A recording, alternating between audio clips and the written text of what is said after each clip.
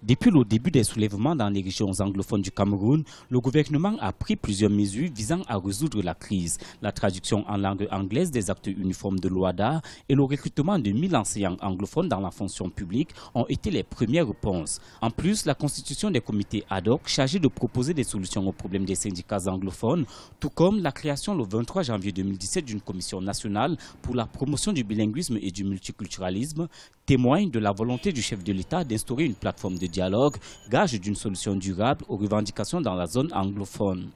Que l'on se comprenne bien, il n'est pas interdit d'exprimer des préoccupations dans la République.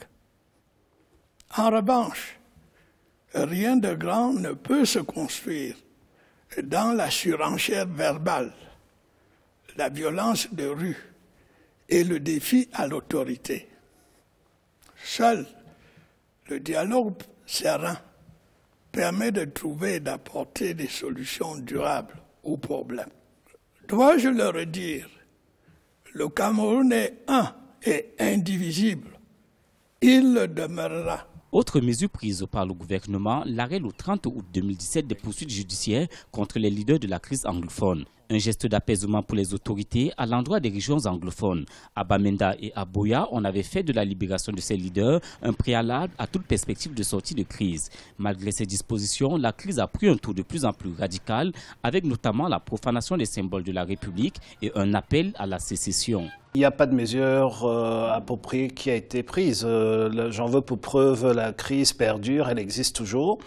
Je pense que le gouvernement a déjà péché en ce qu'ils n'ont pas voulu reconnaître qu'il y avait un problème. Deuxièmement, ils pensent que c'est un problème uniquement, comment dirais-je, ils ont pensé que c'était un problème corporatiste alors que c'est un problème beaucoup plus profond.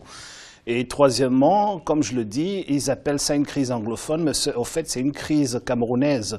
Donc le problème anglophone est la partie visible de l'iceberg.